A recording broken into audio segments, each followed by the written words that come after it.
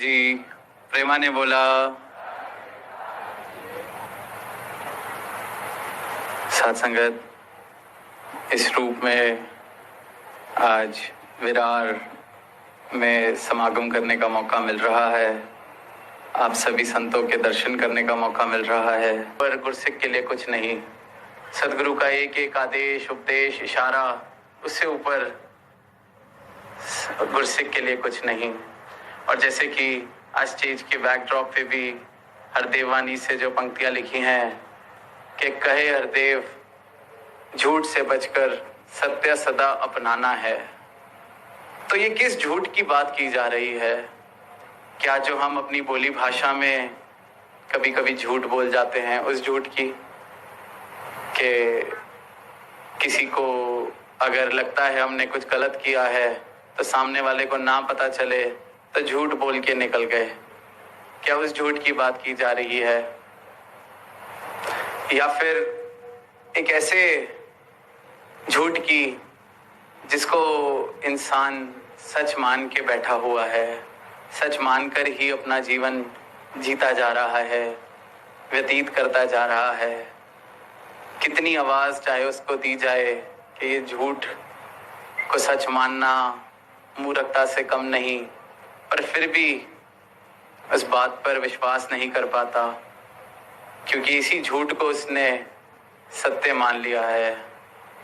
और मजे की बात यह है कि वो इस झूठ को सत्य मानने वाला अकेला नहीं, बहुत बड़ी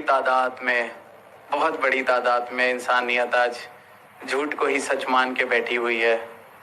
तो इसलिए उसको भरोसा भी हो जाता है कि जब इतने सारे लोग वैसा ही जीवन जी रहे हैं जैसा मैं जी रहा हूं, तो मैं गलती थोड़ी ना कर रहा हूँगा। ये जो कुछ लोग आ जाते हैं सच्चाई की बात करने के लिए, यही इन्हीं को कहीं से धोखा लगा है। पर फिर सदगुरु का परोपकार कि उन्होंने इस सच्चाई को ही भी के घर घर तक पहुंचा दिया।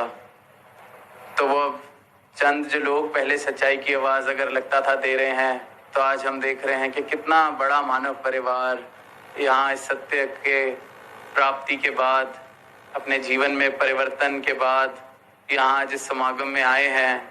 हमने अनेकों वक्ताओं को सुना, सबने इसी सत्य की बात की। और वो इसलिए नहीं कहीं से उन्होंने किताब में उस सत्य के बारे में कुछ पढ़ा है, वो सत्य साक्षात जीवन में आया है। उस सत्य को पाने के बाद उनके जीवन से झूठ का नाता टूटा है। इसलिए आज इस खुले मैदान से वो इस सत्य को पाने की, इस सत्य की प्राप्ति की डंके की चोट पर सारे मानव परिवार को आवाज दे रहे हैं। ऐसे ही अनेकों झूठ हैं जिनको इंसान सत्य मान के जी रहा है। और संतों ने, गुरुओं ने, पीरों ने, पैगंबरों ने, और आज जो ये रूप धारण करके सदगुरु धरा पर हैं, निरंतर एक ही आवाज कि ये झूठ को छोड़ो, सत्य को अपना लो। और ये सत्य क्या है? ये सत्य वो सत्य है जो एक अटल सच्चाई है। तो ऐसे कहीं हमारे जीवन में भी कहीं झूठ तो नहीं है जिनको हम सत्य मान के चल रहे हैं, कहीं ऐसे भ्रम तो नहीं है जिनको हमने सत्य मान रखा है। क्या अपने बारे में कोई ऐसी गलतफहमियां तो हमने नहीं बना ली हैं, या किसी और के बारे में? तो एक एक झूठ को जब जीवन से छोड़ते चले जाएंगे, सत्य को अपनाते चले जाएंगे, तो सिर्फ और सिर्फ सत्य ही जीवन में बच जाता है। और सिर्फ जब ये सत्य जीवन में बस जाता है, तो वो जीवन वाकई ही एक ब्रह्म ज्ञानी का जीवन कहलाया जाता है। किस प्रकार एक ऐसा ही झूठ है जो इंसान समझता है जब किसी की मदद करता है, कि किसी की काम आ जाता है, तो उसको लगता है कि मैंने बहुत किसी पर एहसान शायद कर दिया, या मैं कोई करने वाला हो गया। पर सच कि करता तो मैं हूं ही नहीं। पर इस सच का बोध हो कैसे? वो सदगुरु की कृपा से। बाबा हरदेव सिंह जी महाराज ने अपना पूरा जीवन मानवता को समर्पित किया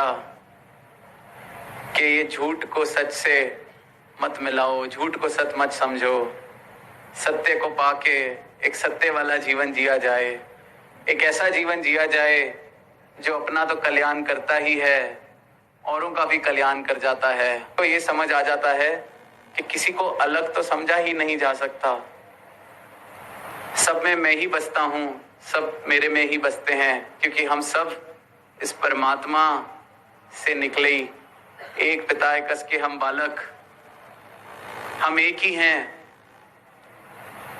ये तो लगभग ऐसा हुआ कि जैसे एक पेड़ की दो डालियां आपस में बात कर रही हैं और एक दूसरे से पूछती हैं कि अच्छा आप कहाँ से आए हैं, अच्छा आप क्या करते हैं, और फिर बात करते करते एक दूसरे से पूछ लेती हैं कि आजकल लोग पेड़ के बारे में बहुत बात करते हैं, तुम्हें पता है कि पेड़ किसको कहा जाता है? ये दो डालियां आपस में पूछ रही हैं कि पेड़ किसको कहा जाता है। और ब्रह्म ज्ञान ऐसी ही बातें जो इंसान दो डालियों की तरह करते हैं कि ये परमात्मा किसे कहा जाता है, जो एक दूसरे को अलग समझकर जीवन जिया जाता है, ये ब्रह्म ज्ञान इसी एक नादान से सवाल का बहुत ही सरल तरीके से समाधान कर देता है। तो जीवन इस प्रकार सत्य पर आधारित हो कि फिर झूठ की कोई उसमें गुंजाइश ना रह जाए।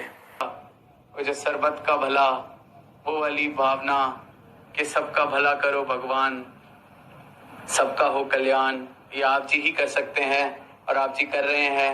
इसी अरदास के साथ वाणी को विराम देगा साथ संगत जी प्यार से कहना।